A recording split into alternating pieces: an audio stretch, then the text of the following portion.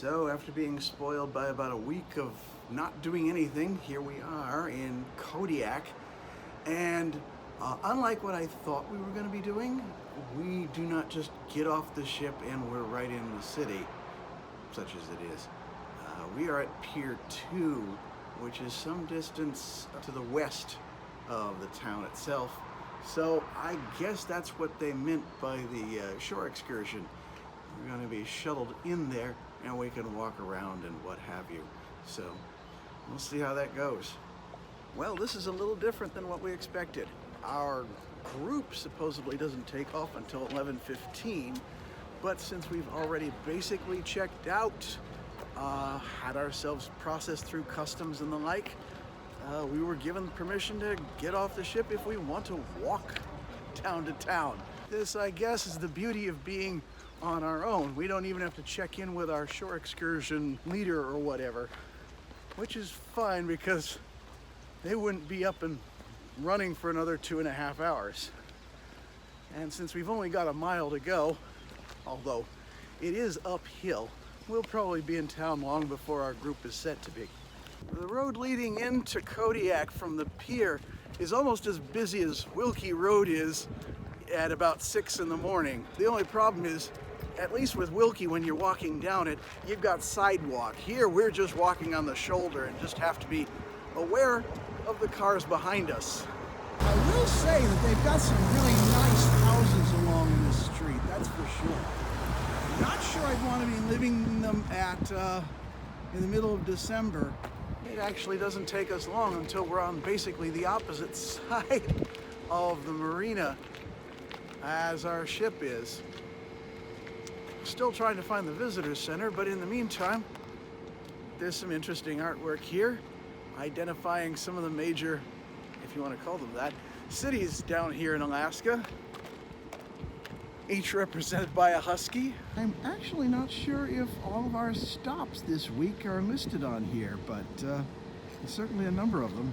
The funny thing is, we were looking for the Visitor Information Center, and we inadvertently stumbled upon this museum, which I guess to a certain extent sort of serves as one. They certainly have quite an interesting display, including a whale skeleton mounted on their ceiling. However, it turns out that the Visitor Information Center is across the street. Even as we make our way to the Visitors Center, we're passing by a seafood cannery, which is actually built out of an old cargo ship, it seems. Appropriately enough, the Star of Kodiak. It's an interesting place, and we actually got here just before it was set to open up, which is a little weird in its own right because apparently, normally, the place is closed on Saturdays, which is what today is. But considering that they've got guests here from the Orion, they're making an exception because tourists equal money and you don't really want to pass that up.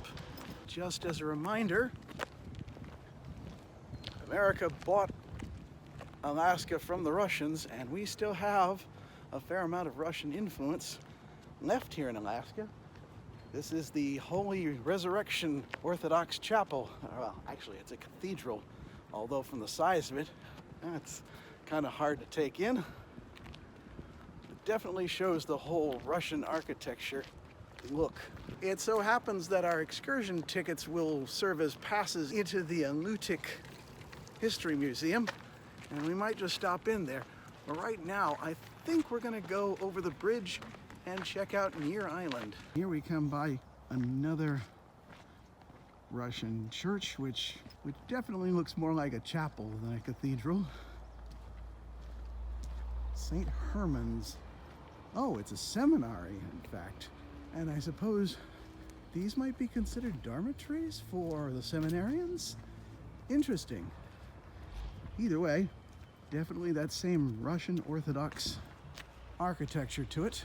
Meanwhile, we were meaning to take the bridge over to Near Island, but apparently this road doesn't connect with the bridge proper. So we'll have to see if there's another way to get up there. You'd think in a place that seems as wide open as all this, the speed limit would be a little higher, but it turns out, as we're walking along, this thing started flashing slow down at us, except not at us, but a car behind us going 22 miles an hour. I guess the speed limit is 20 around here, which is hard to imagine in such a large place. Daniel mentions about how some of these houses look a lot like the ones over on South Bass, and it does have a very island feel to it. Kodiak is an island after all, but at the same time, it's different too because of the terrain, where you've got things dropping down to the sea over there and then mounting to these huge hills behind us. The map is actually a little deceptive. It shows us not really having a way to get back onto the main thoroughfare. But since we're on foot, there are these stairs that we can climb to get there, and thus bypass the dead end and hopefully make our way to the bridge to Near Island. Funny thing is, the gal at the visitor center said that just a couple of days ago they were breaking temperature records here where it was pushing 80 degrees, which sounds like June back home. But right now we're dealing with mid-50s, which is typical here in Alaska, and definitely sweatshirt weather for us. One other funny thing is I've met a few people on the ship who aren't used to this kind of weather. Met a San Franciscan who was planning on wearing long underwear here because it never gets below 50, even in winter where he's from. Poor guy. Right, I think we've managed to find it now. So we just take a left turn and we get another view of the seminary as we walk over the bridge. And you see there's a couple other tourists like ourselves wandering around there, probably doubling back so they can get here. In fairness, this bridge isn't particularly picturesque. It's utilitarian, meant to get over from Kodiak Island to Near Island, where I don't even know what we're gonna find. Interestingly, we're seeing some floodlights from a ship down there by the docks. I don't know if that's a ferry or what it is. Well, we've made it to Near Island, which apparently is a separate municipality. And we're here just in time to feel some rain coming down. Don't know where you can find shelter in a joint like this. We thought this might be a little shop we could hang out in while we wait for the rain to blow over, but it turns out it's basically just a coffee house, and it's mostly a drive-through, or drive-around, I guess. So yeah, that's out of the question. I guess we can say that we've been here. There is a maritime museum, but as we're not necessarily museum folks, I don't know. There's a flash. Okay, well, we'd best get on the other side of the island and see if we can find shelter there. I'm starting to wonder whether this Fred Sharoff Memorial Bridge is the notorious bridge to nowhere of about a decade or so ago. I'll have to look this up later. It is wild to see how far we've come To get where we are, and how far we need to go in order to get back.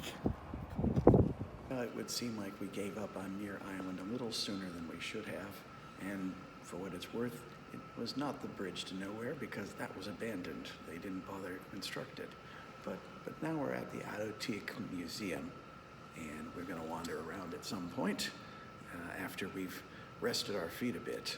That was quite a hike after all. So you'd think with a name like Kodiak that it would be an Aleutian tribe or language or what have you. And while they're not that distantly related, and in fact they're even distant cousins with the Greenlanders that we visited barely a year ago, they would probably take offense at being mistaken one for the other. Kodiak apparently are Yupik tribes, which settled in the southern part of Alaska, but not in the islands. Those are the Aleutians, although I guess technically Kodiak is an island, it's just not part of the Aleutian chain. The museum has its fair share of cultural things in it, including one of the original Alaskan flags, a waterproof poncho made out of bear guts, which, I mean, you have to use those sorts of things if that's all you're given. It's not like you could just make something out of plastic, and it does the job. But wow, it takes guts to wear something like that, if you ask me. Fortunately, the rain seems to have let up and people are walking around out here, but I think most of the foot traffic is just fellow passengers from the Orion. Now, we passed by this area on our way in, looking for the visitors center, and it seems like we've just found ourselves walking about the town square, as it were. Although, to be fair, some of these are drinking and gambling establishments. One of which, the latter of which, the bingo hall, is actually hosted by the Sunak tribe here in Kodiak. So yeah, that's a thing. But there are actual shops, AT&T, the Key Bank. I mean, these are for the locals. This is not touristy area, even though it is sort of the main square and it's right by the marina. I mean, people live here after all. You need those kind of amenities, as we usually do. And you know, to get out of the threat of rain, we've gone inside this shopping center, which I guess approximates a mall, but compared to the one in Nuuk, this seems disappointingly small. Then again, after researching it, I've discovered that Kodiak is about a quarter the size of Nuuk, so I really shouldn't be expecting this place to have that much in the way of regular commerce. In fact, if everybody from our ship were to filter into the city, we would increase the population by somewhere between 15 and 20%. Honestly, this is one of the problems with being city boys. We're not much for nature, and even when we head out to it, the weather does not seem to be particularly amenable. So we could have seen a lot more of Near Island if we'd been willing to brave it, but that was a lot further in than we could see. Here, however, there's not much going on, and I think we're just going to head back to the ship. We really didn't have any expectations, so it's not like we're disappointed. It's just, all right, we've been out here, we've seen it, we've certainly gotten our steps. I want to say we've probably covered about 5 miles worth of distance, but I think we've had enough. Ironically, we're heading home now, probably about the time our shore excursion was scheduled to head out. So we've now got the whole afternoon to get back to that same lounging around that we got a little too accustomed to over this past week. Honestly, I'm here for it. Anyway, till tomorrow. Yeah, but before we go, a little waterfall that we're passing along the way. They really do have a lot of waterfalls, and they're right next to the road, no less. Kind of cool, that. I have to admit, I wasn't really too keen on having to call it a day so early because of the rain and everything like that, but it turns out that the fog has rolled in to the point where you can't really see all that much anymore. We were out at the best time. I feel sorry for the ones that are leaving at this hour and won't come back for another 3 because they're not going to get a glimpse of much at all. And I do hope this improves going forward, though.